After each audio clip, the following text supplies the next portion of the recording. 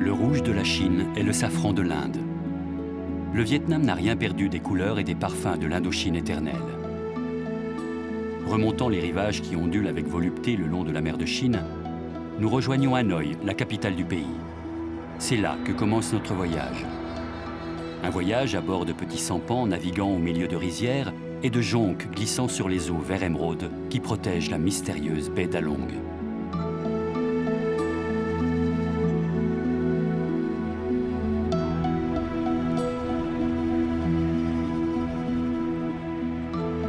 Alors que les brumes matinales flottent encore à la surface du fleuve Rouge, Hanoï est déjà en mouvement.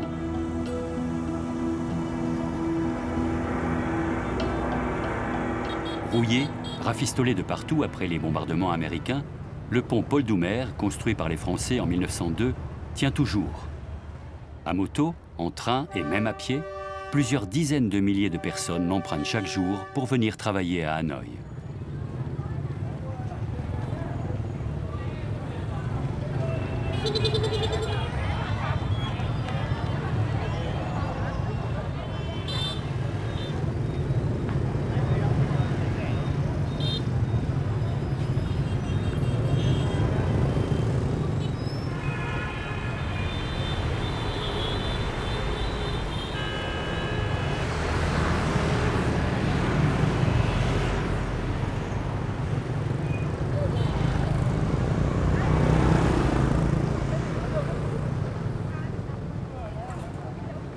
Allées ombragées, lacs, pagodes, c'est l'autre visage de Hanoï.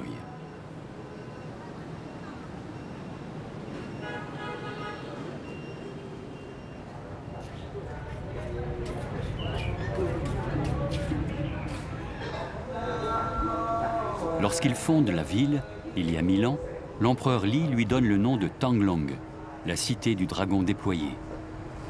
Ce n'est que bien plus tard, en 1831, qu'elle devient Hanoï, la ville au-delà du fleuve. Une ville à l'histoire millénaire où il fait bon vivre.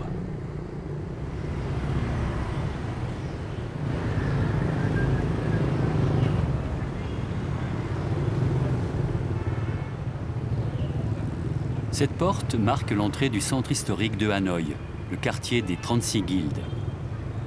L'installation des guildes remonte à l'époque de la dynastie Li, quand l'empereur réquisitionne les artisans pour son usage et celui de la cour. C'est la raison pour laquelle aujourd'hui, chaque ruelle de ce quartier populaire commence par Hang, guilde en vietnamien. Hang Bac, la rue des orfèvres, Hang Gai, la rue de la soie, ou bien Hang Hong, la rue des herbes.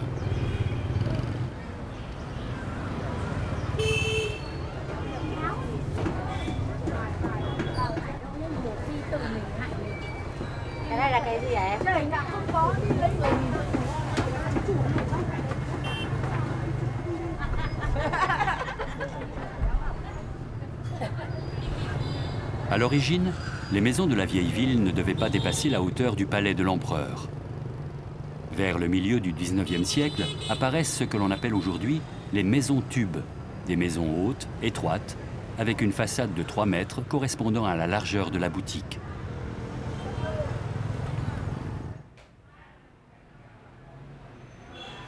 À l'intérieur de cette maison restaurée avec soin, on retrouve l'ambiance des demeures d'autrefois. Un espace de vie harmonieux entre lumière et pénombre, bénéficiant de la fraîcheur bienfaitrice d'un jardin intérieur.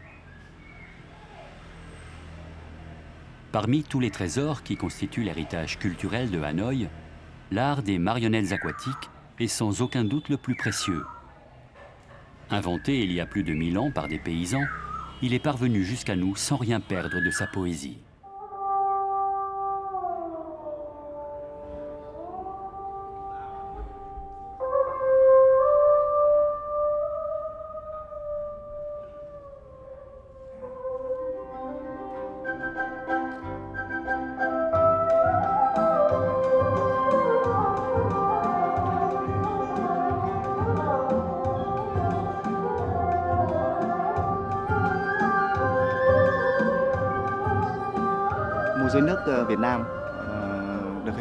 Les marionnettes sur l'eau ont vu le jour au XIe siècle, sous la dynastie Li.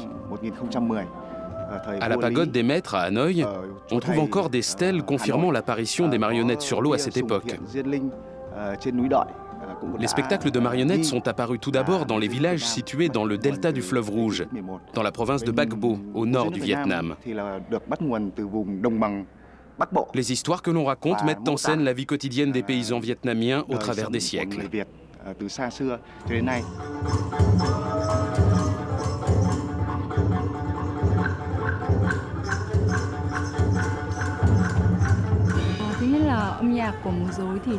La musique est très importante dans les spectacles de marionnettes aquatiques. Les marionnettes sont en bois et c'est donc la musique qui donne de l'âme et anime les sentiments de chaque personnage. Cette musique vient des chants traditionnels, des opéras populaires ou des chansons folkloriques du Nord, comme le Cheo, le Quan Ho, le Hat Van. Les musiciens jouent de différents instruments traditionnels comme le Din Bao monocorde, la vielle à deux cordes, le tambour, la sitar et bien sûr en plus il y a aussi des percussions.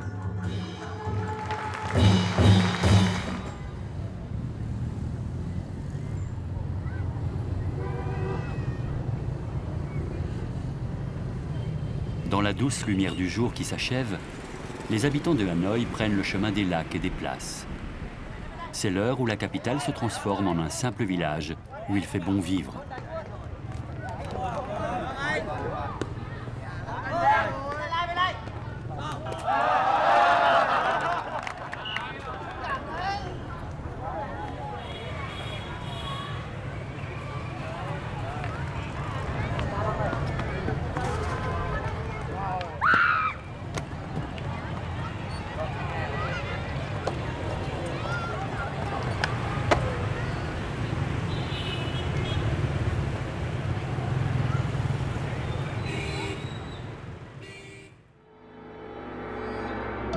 Quittant Hanoï, nous prenons la direction du sud-ouest pour rejoindre la célèbre pagode des parfums.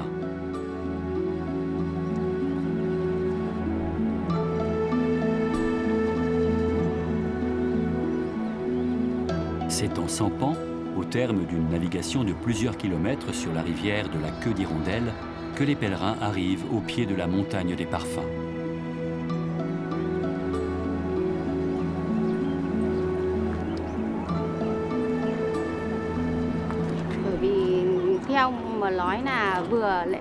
En général, les gens viennent ici à la fois pour admirer les paysages et pour déposer des offrandes au Bouddha. Il y a toujours du monde, mais beaucoup viennent là en pèlerinage. C'est en début d'année qu'il y a le plus de monde. En priant à cette époque, ils espèrent avoir de la chance pour toute l'année.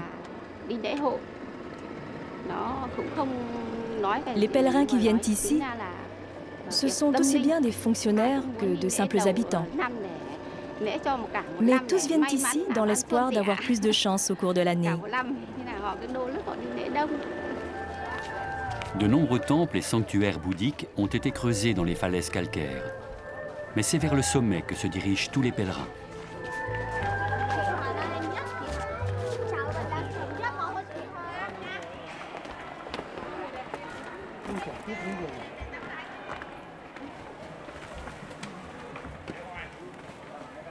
Au terme d'une longue ascension de plusieurs kilomètres, ils arrivent devant l'entrée de la grotte qui abrite la pagode de l'empreinte parfumée.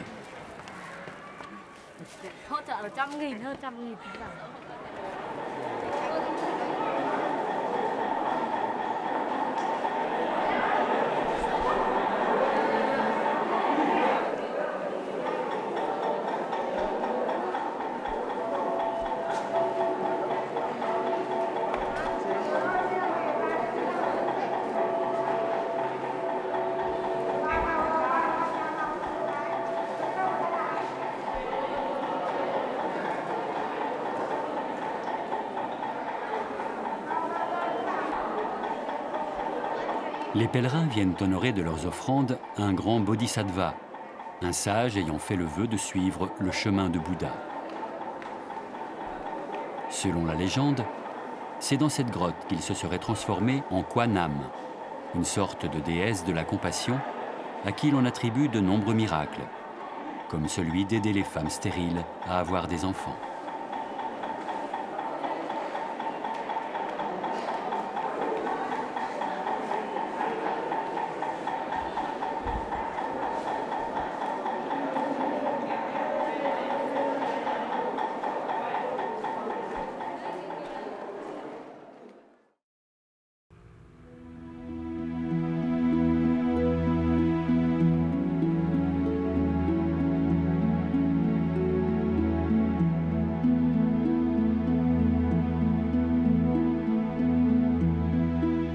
Poursuivant notre voyage au travers du panier à riz du Vietnam, le surnom donné à la région que forme le delta du fleuve Rouge, nous arrivons à Tam Coc.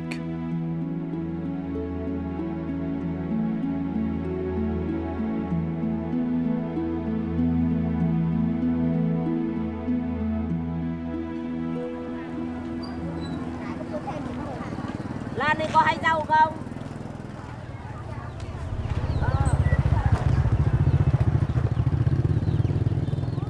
C'est en compagnie de Madame Chu que nous allons découvrir la région de Tam Coc. Enfin, une fois qu'elle aura fini de faire son marché.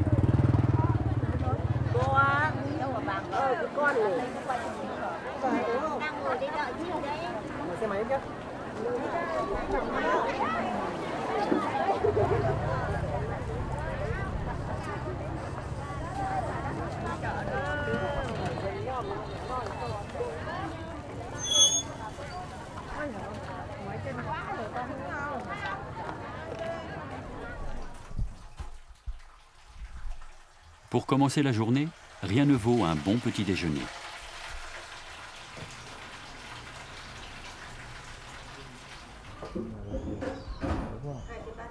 Respectant la tradition nord-vietnamienne, Madame Chu a préparé le pho, un bouillon de pâte de riz molle servi avec du bœuf agrémenté d'herbes et d'épices.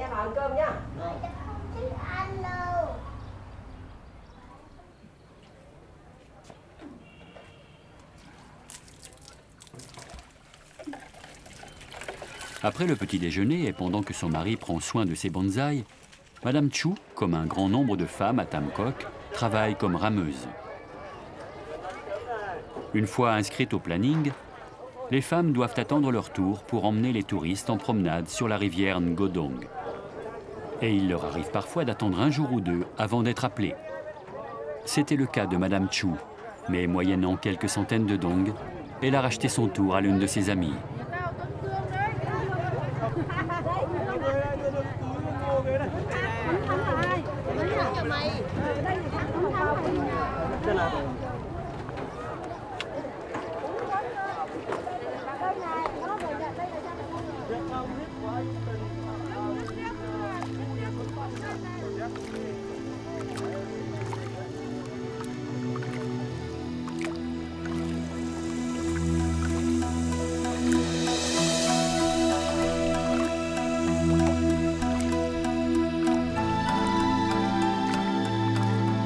Les visiteurs sont de plus en plus nombreux à venir admirer ce paysage d'exception composé de falaises calcaires se dressant au-dessus des rizières.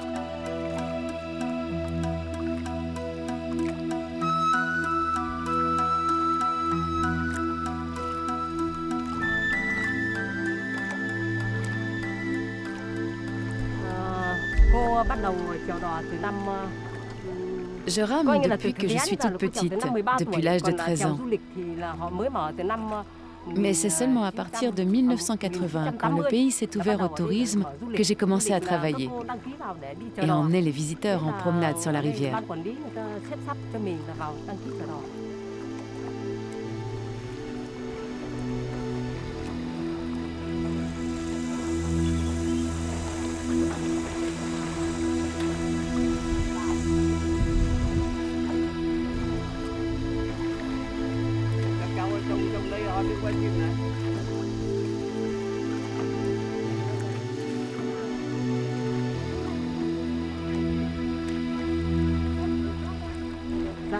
Le niveau de l'eau varie.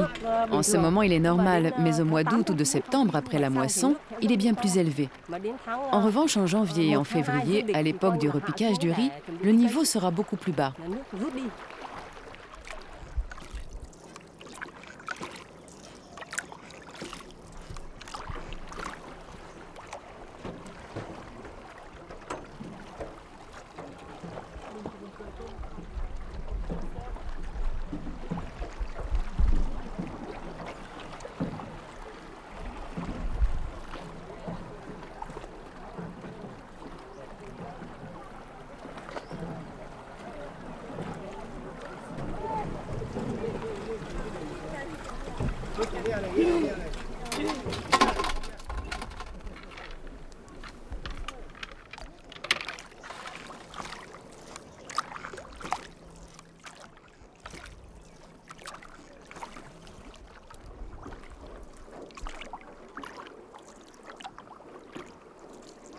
Tam Coc, 3 grottes en vietnamien, tire son nom des longs tunnels que la rivière a creusés au fil des millénaires dans la roche calcaire.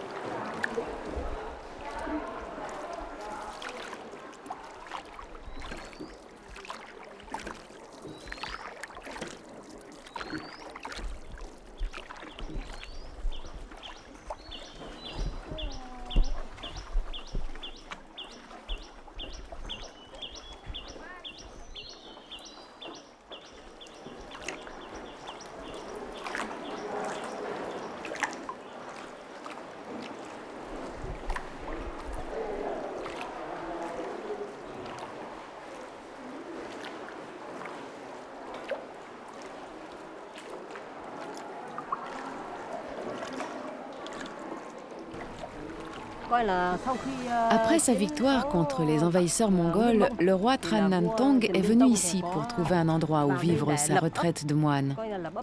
Il y a là-bas un endroit qui s'appelle Vo Nam, c'est-à-dire l'endroit où le roi veut se reposer. La montagne a la forme d'une tête de dragon et de tortue. Avec la licorne et le phénix, ce sont les 4 animaux mythiques des légendes vietnamiennes.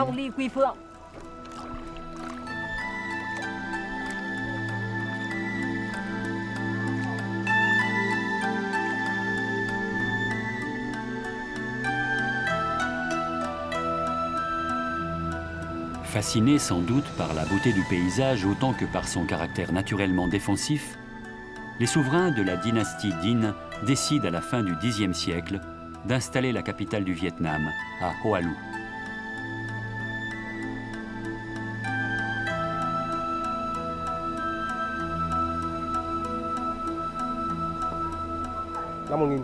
En 1010, quand le roi Li a déplacé la capitale de Hoa Lu à Dai La, l'ancien nom de Hanoï, le peuple a fait construire un temple à l'emplacement d'un ancien palais remontant à l'époque des rois Dinh.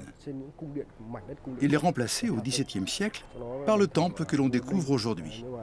Le temple existe donc depuis 400 ans et son plan reprend celui d'un palais royal. Sa décoration laisse apparaître 2 styles. À l'intérieur, on a utilisé la calligraphie chinoise Kong, alors qu'à l'extérieur, on retrouve les motifs de la calligraphie vietnamienne Quoc.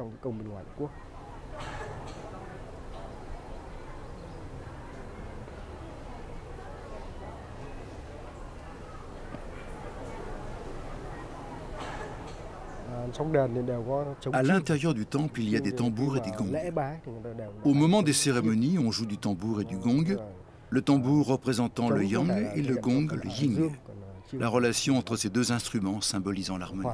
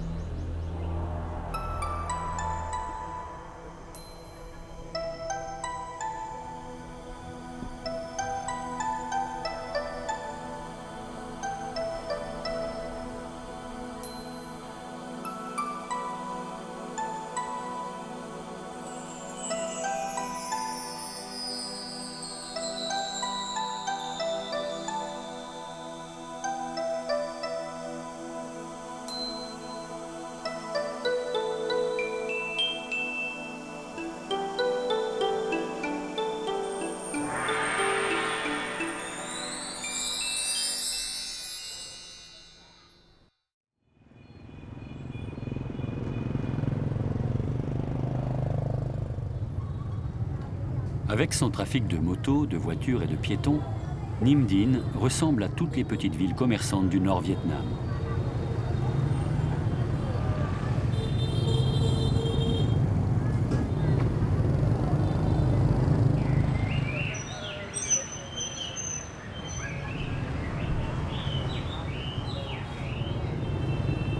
Quelques petits détails, comme le grand nombre de magasins de motos, témoignent d'un développement rapide de l'activité.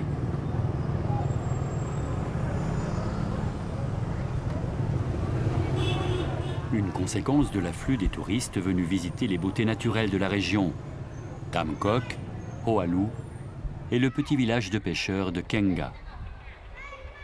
La principale artère de Kenga, c'est le canal qui traverse la ville dans sa longueur.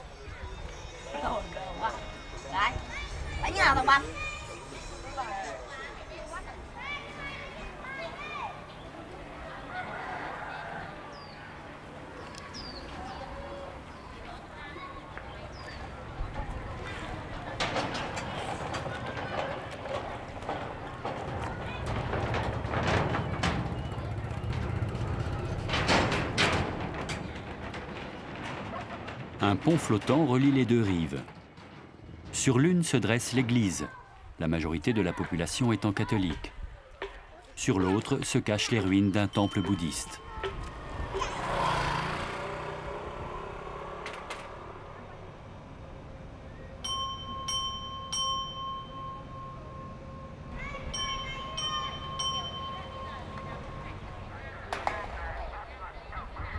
Rien ne vient troubler la tranquillité de ce village de pêcheurs, pas même l'arrivée du marchand ambulant.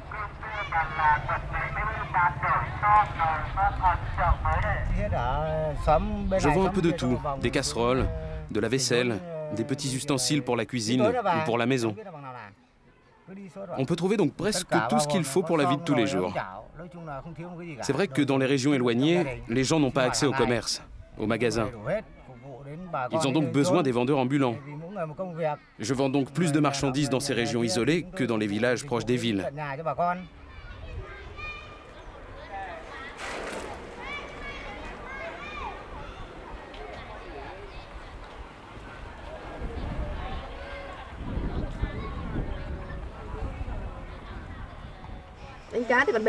Je pêche depuis mon enfance. Ici, dès l'âge de 8-9 ans, tout le monde va à la pêche. Nos parents étaient pêcheurs, on est donc habitués très jeunes à faire ce métier. On pêchait toutes sortes d'espèces, des tanges, des bordelières, des cabéos.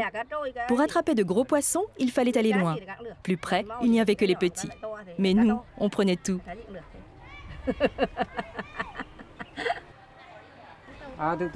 Les riches vont pêcher encore plus loin. Ils ont du personnel, ils possèdent de grandes maisons à étages et de grands bateaux.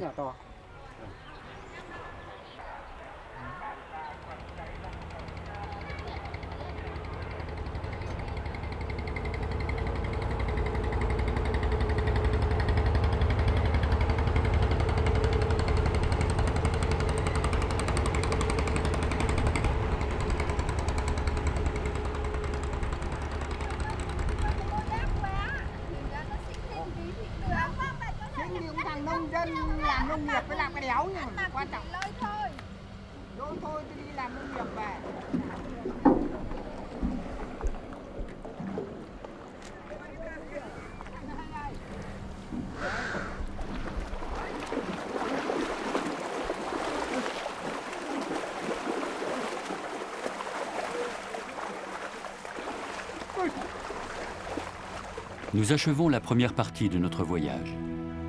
Abandonnant les sampans qui naviguent au milieu des rizières verdoyantes, nous prenons la direction du golfe du Tonkin.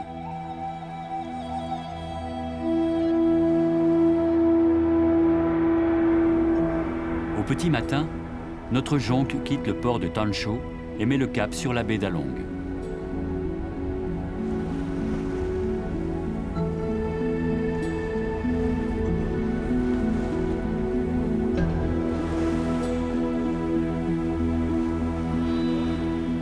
Nous naviguons bientôt au milieu d'une forêt de silhouettes fantomatiques enveloppées de brume. Certaines légendes racontent qu'un dragon, se battant avec les courants marins qu'il voulait domestiquer, aurait taillé la montagne avec sa queue, ne laissant émerger à la surface de l'eau que des rochers aux formes étranges. Mystérieuse baie d'Along. La vérité est moins poétique, mais tout aussi fascinante. Le labyrinthe aquatique que l'on découvre aujourd'hui serait dû à l'érosion du plateau calcaire et au mouvement de la croûte terrestre au cours d'une période géologique longue de plusieurs centaines de millions d'années.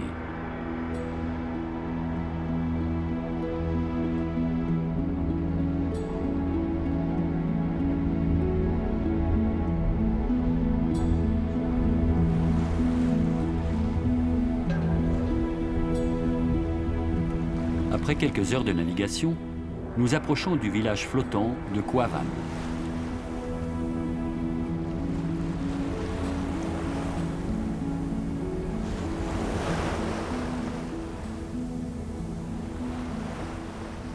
Le nombre grandissant de bateaux touristiques naviguant dans la baie a conduit le gouvernement à réglementer l'accès du village.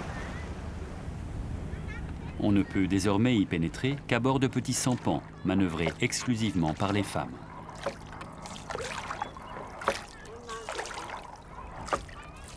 Même si le tourisme représente un complément de revenus non négligeable, la pêche demeure l'activité principale du village.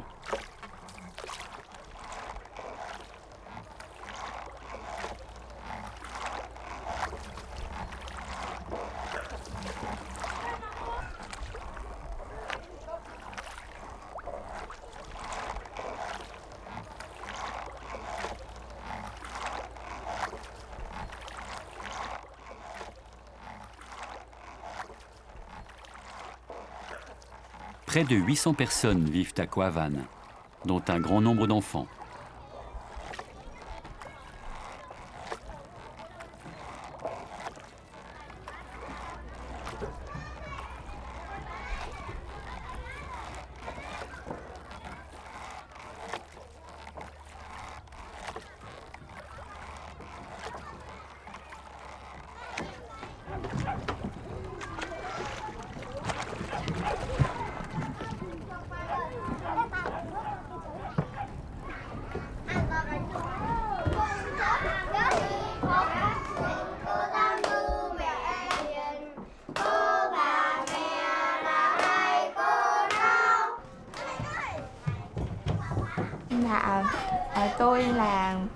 Je viens du continent.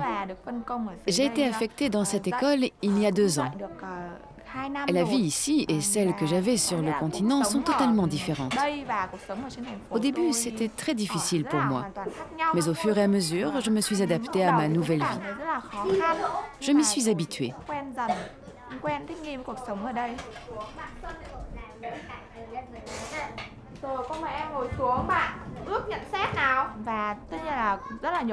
Il est difficile de maintenir le rythme scolaire dans une école comme celle-ci. Nous sommes dans un village flottant de pêcheurs et tous les élèves doivent travailler à la maison pour aider leur famille. De plus, les élèves sont tous d'âge différent. Enfin, ils ont du mal à se déplacer en bateau, surtout quand la mer est mauvaise. Nous sommes parfois obligés d'aller dans chaque famille pour encourager les élèves à venir en classe.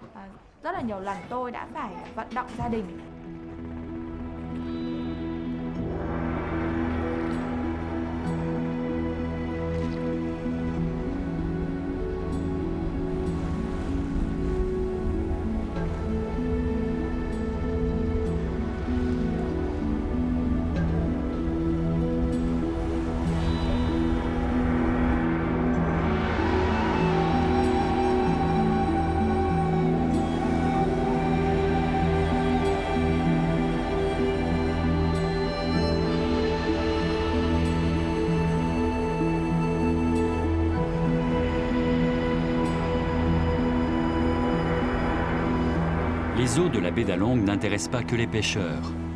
Attirés par le potentiel touristique de la région, des entrepreneurs japonais et vietnamiens se sont lancés dans la perliculture.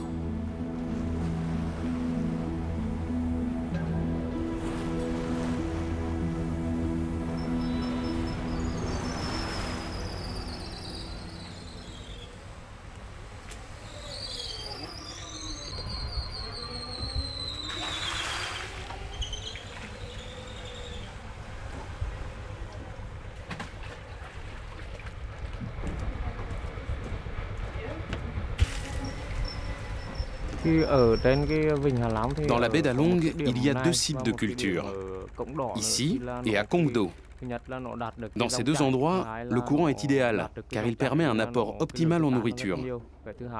De plus, le taux de sel est exactement ce qui convient. On ne ressent pas trop l'influence des courants d'eau douce.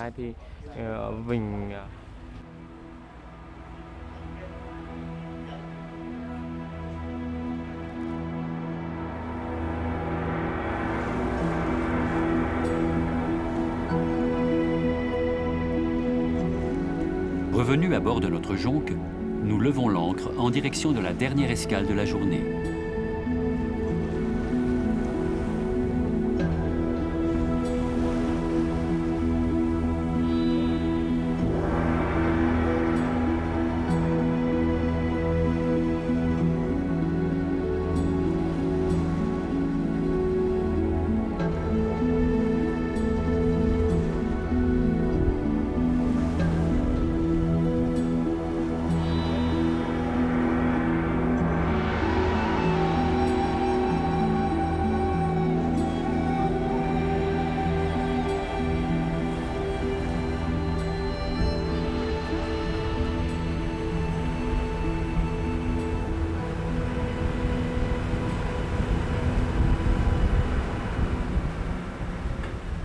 Les îles calcaires de la baie d'Along abritent plusieurs milliers de grottes.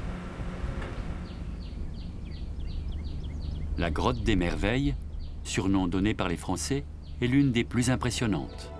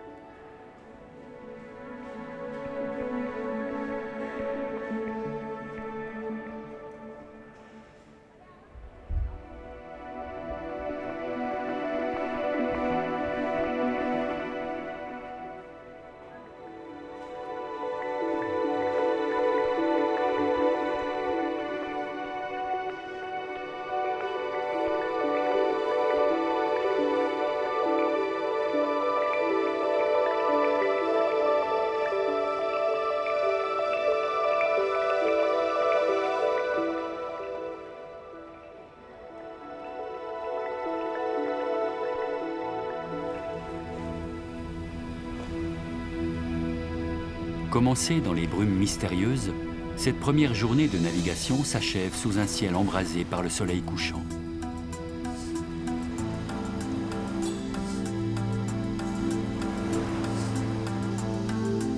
La baie d'Along tient toutes ses promesses. Mais pendant que nos compagnons de voyage jouissent du confort de la jonque, les pêcheurs reprennent la mer.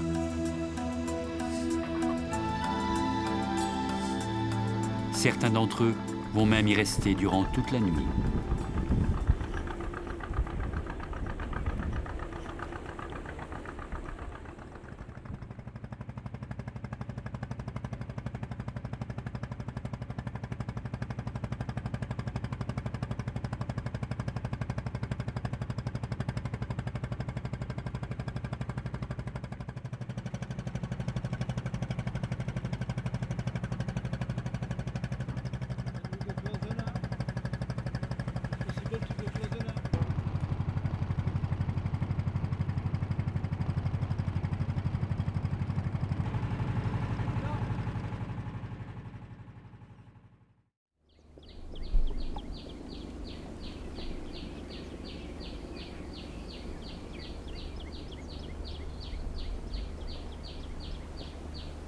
Un nouveau jour se lève sur la baie d'Along.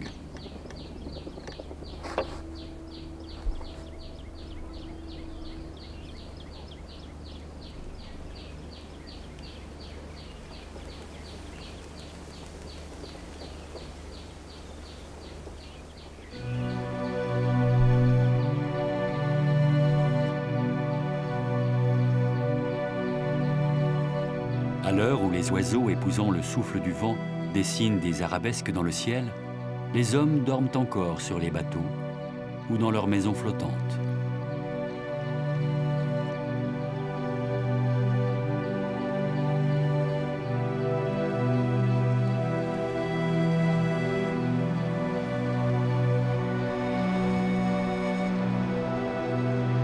Chaque jour qui commence nous dévoile un autre visage de la baie d'Along.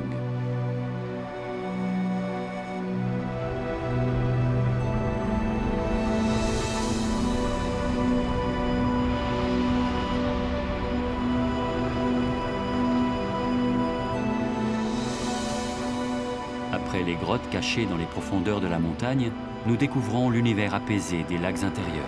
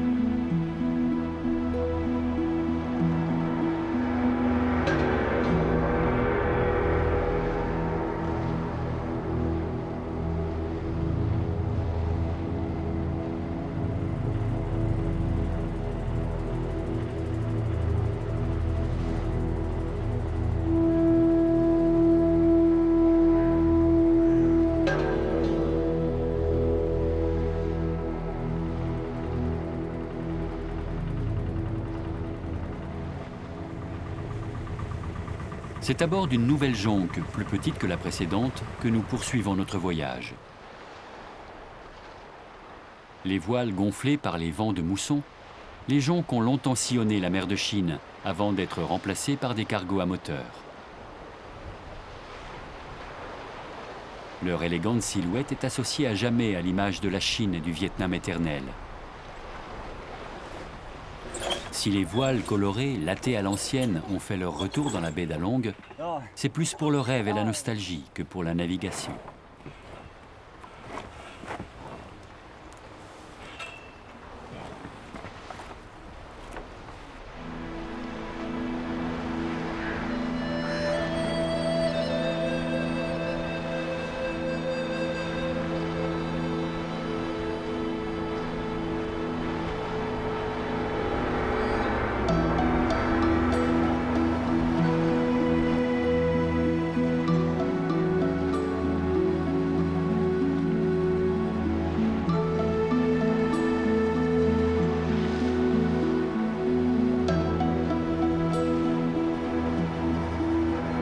Naviguant au milieu d'impressionnants totems de pierres et de rochers aux allures de dragons, nous mettons le cap sur Cat Ba, la plus grande des îles de la baie d'Along.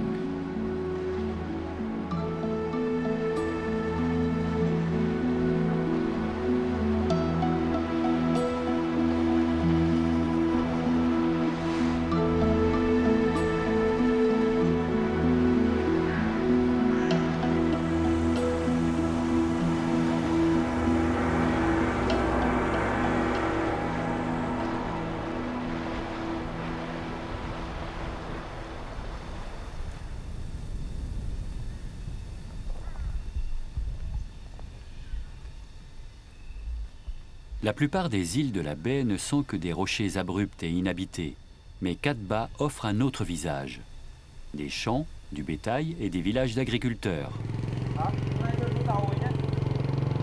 Alors que la médiocre qualité de la terre a poussé au cours des années 1970-1980 un grand nombre d'habitants à l'exode, Madame Vang a décidé de rester dans son île.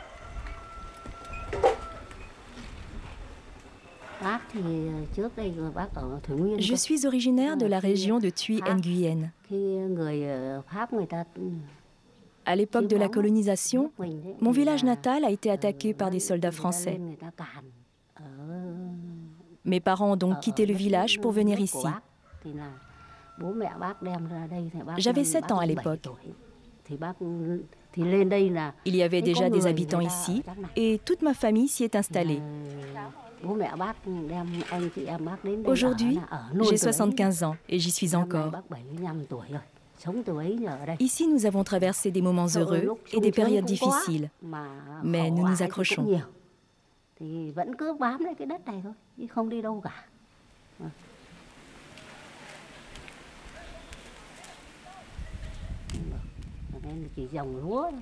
Le sol est épuisé. Ici, seul le riz, la patate douce et le maïs arrivent à pousser. Mais on se suffit à nous-mêmes.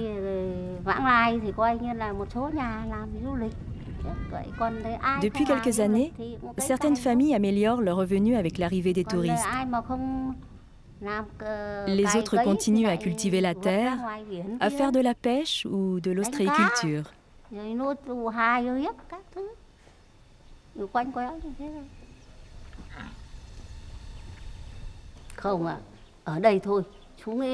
Moi, je reste vivre ici.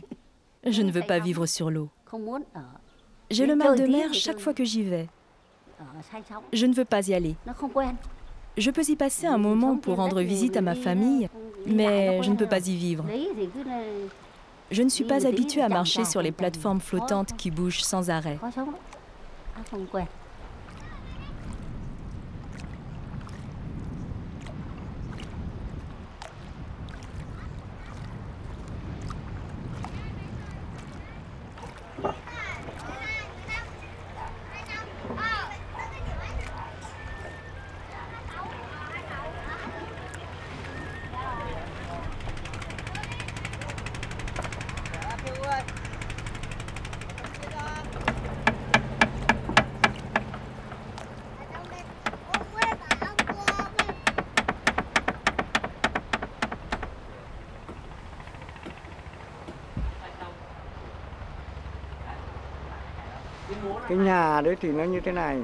Au début, pendant les 5 premières années, ma maison n'avait que cette partie-là.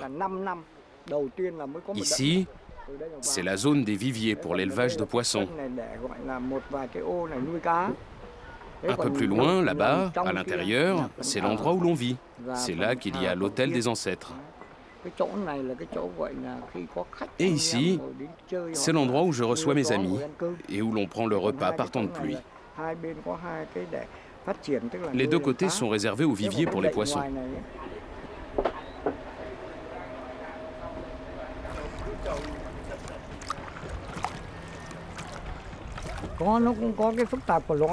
La vie en commun est parfois compliquée. Par exemple, les personnes qui vivent ici, celles qui vivent dans la maison d'à côté et celles de la maison encore plus loin là-bas sont de la même famille. Donc on veut pouvoir aller d'une maison à l'autre facilement. Les maisons doivent rester côte à côte afin que les enfants puissent circuler sans risquer de tomber à l'eau. Si un jour ma maison s'écarte des autres, les enfants peuvent tomber à l'eau. Et c'est difficile de surveiller les enfants. Malgré son jeune âge, le petit-fils de M. Nguyen semble avoir déjà l'aisance d'un vieux pêcheur.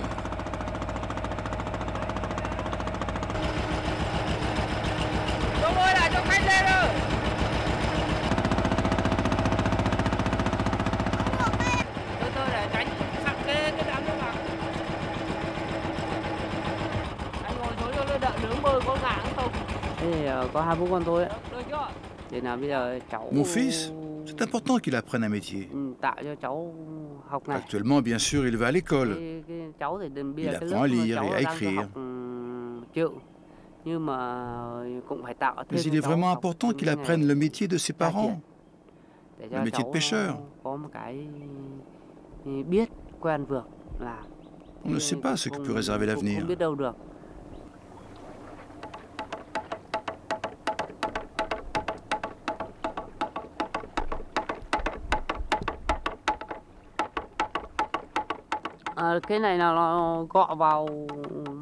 La technique, on frappe sur la coque du bateau pour faire du bruit. Beaucoup de bruit. Les échos de ces bruits partent loin, vers les rives, vers les montagnes, avant de revenir ici, dans l'eau. Ce bruit surprend les poissons. Cela les effraie. Tous les poissons, les gros comme les petits. Pour eux, c'est l'équivalent d'un tremblement de terre. Ce sont les anciens pêcheurs qui nous ont transmis cette technique.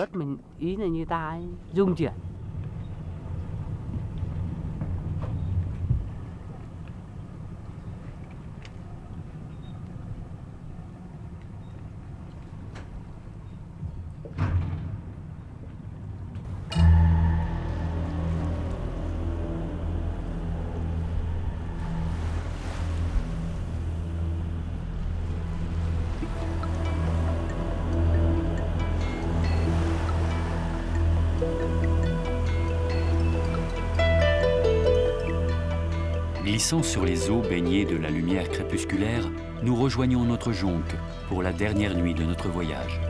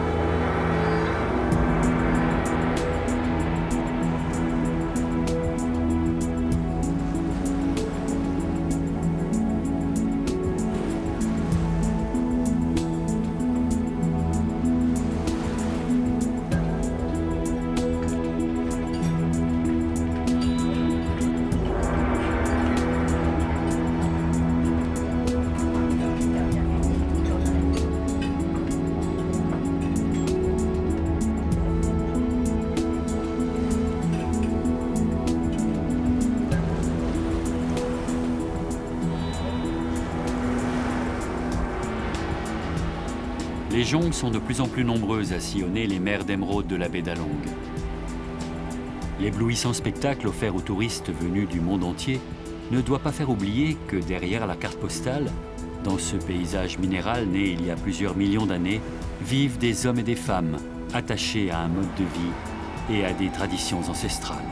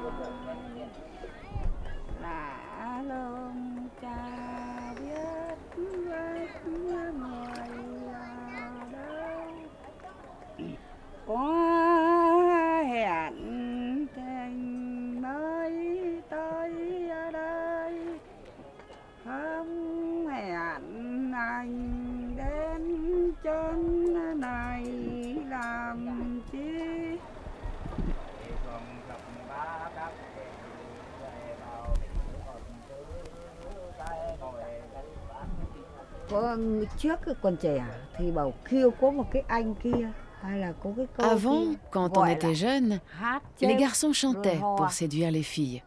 Et celles-ci leur répondaient. Ceux qui avaient une bonne éducation, comme on dit, ceux qui avaient fait des études, qui étaient forts en littérature, des gens intelligents, ils inventaient eux-mêmes les paroles. Puis, ils les apprenaient à leurs enfants et à leurs petits-enfants. Avant, oui, c'était comme ça.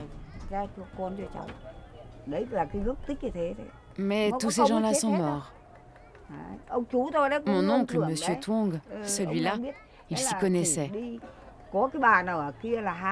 Si une dame chantait pour lui plaire, il inventait tout de suite des paroles pour lui répondre. Après, il les transmettait à ses petits-enfants. Les chants, c'est le signe des hommes intelligents.